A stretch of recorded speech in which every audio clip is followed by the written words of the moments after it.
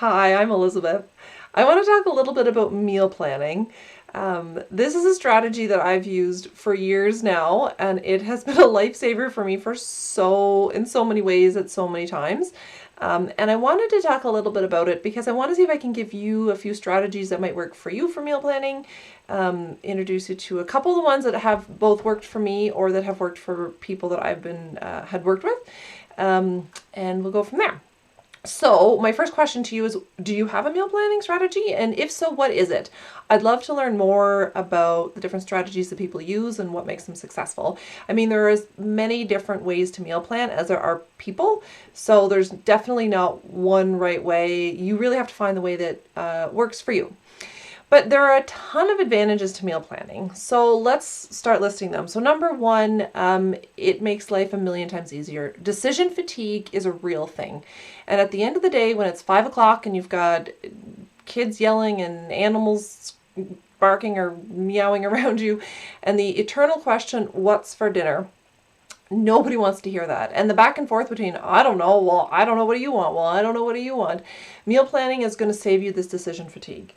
Meal planning makes grocery shopping 100 times easier. So you can make your grocery list, or so you make your meal plan, you get your recipes aligned, and then your recipes sort up, and then you write them down on a list and you take them to the grocery store.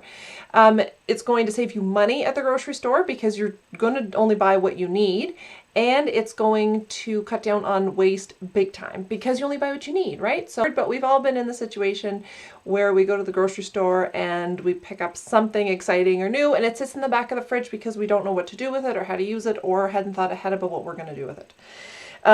Meal planning actually makes the other meals a lot easier too. So when I talk about meal planning, I tend to be just talking about dinner time or supper, depending on, I'll do a poll on that. I'm curious what word you use, but I really am just talking about one meal a day.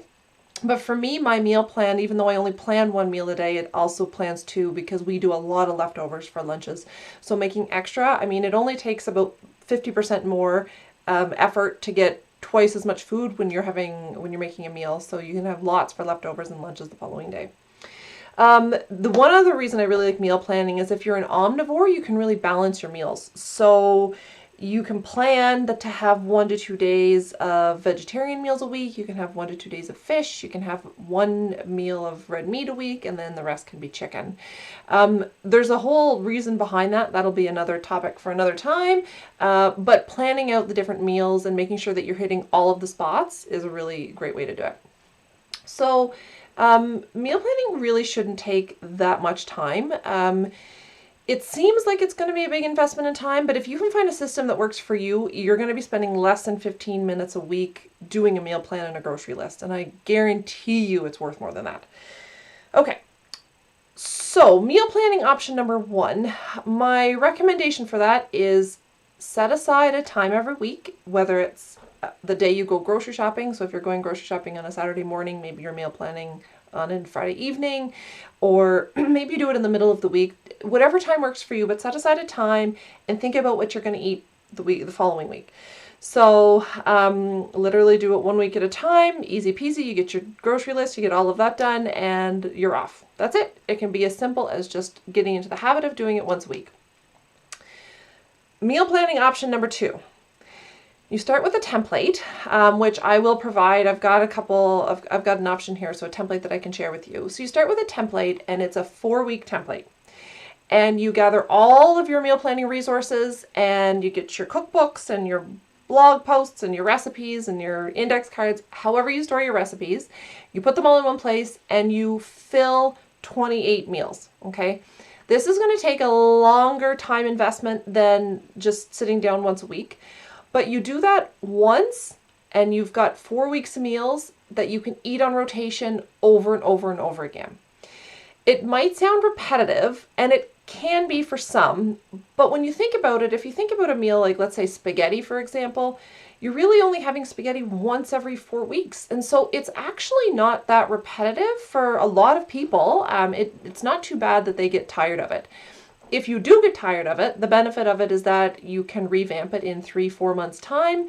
You can have two. I have 2 different meal plans. So I do a meal plan for the winter because I like different foods in the winter, and I do another meal plan for the summer. Same thing. I like cooler foods, lighter foods in the summer, and more soups and stews and that kind of thing in the wintertime. But this one, it lets you schedule and forget.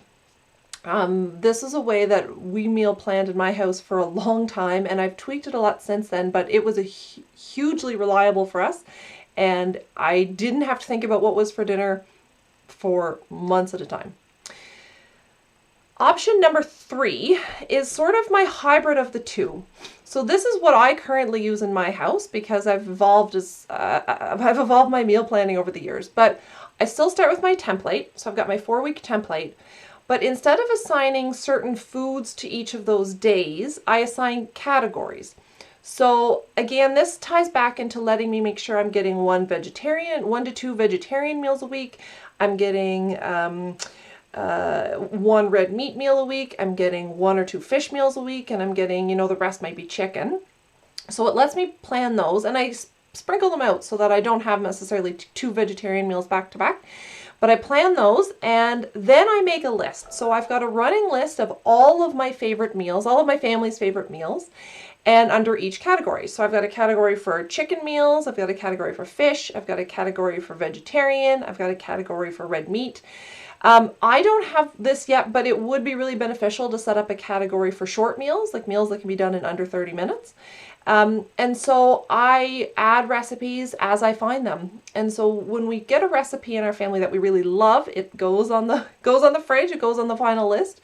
And so when I'm doing a meal plan, I know that, okay, so on this Tuesday, I need a vegetarian meal. Here's my list of our favorite vegetarian meals. Which one am I feeling like? Which one do the kids feel like? Which one does my husband want? Which one haven't we tried in a while? What do we have on hand that we need to get rid of? So I spend in that way at most 15 minutes a week doing meal planning. And actually, even in that vein, I do it for 2 weeks at a time. So I spend maybe 15, 20 minutes for the 2 weeks. I've got my 2 weeks worth of meals. I do maybe 30 minutes of meal planning for the month. And I have my recipes easily available. So when I write down what my favorite meals are, I say it's on this cookbook page, 74. So I can easily access it and I can make my grocery list from there. The other huge benefit of meal planning is involving the family, right? So generally speaking, meal planning tends to fall on one person's shoulders, but really it's the whole family that's eating these meals. And your partner can definitely weigh in on favorite meals or meals that they don't like. My husband's definitely asked me to cross a few meals off. But involving kids in meal planning, great modeling behavior, because your kids are going to realize that good food needs to be planned out. And also that they're a member of the family. So if you give them a night to plan or give them a night to pick their favorite meal, even if it's pizza, for example, well, make a homemade pizza night and put some veggies on it too. There's lots of ways you can incorporate their favorite meals to be a little bit healthier. But it involves them. It gets them involved in the planning. It gets them involved in the different processes of this. And seeing you do regular meal planning is going to set them up for really healthy meal planning expectations in the future as well. The last part that I wanted to mention was just about setting up the habit, okay? Again, meal planning is not rocket science. We know that we need to do this. So how do we make it a habit?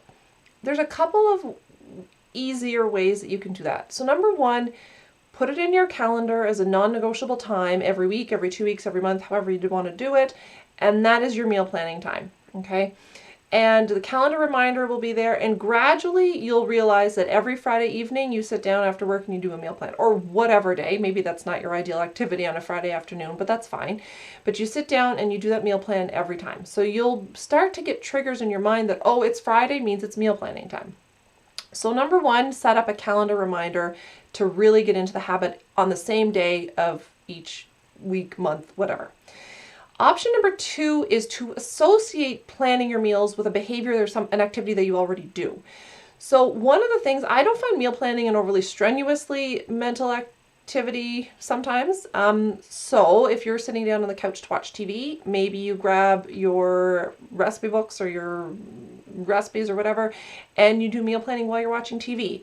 So it seems like less of a chore when it's with something or accompanied by something that you do regularly anyway, but you can kind of stack those habits, and it can become a bit of a habit. So every Thursday when such and such a show is on, or you're watching whatever, the meal plan gets done as well. So those are 2 tips to help you build the habit of meal planning into your routine and make this a constant in your life, because I guarantee for a 15 to 20 minute of investment of time every week, you're going to save yourself hours of headache and decision fatigue. Good luck.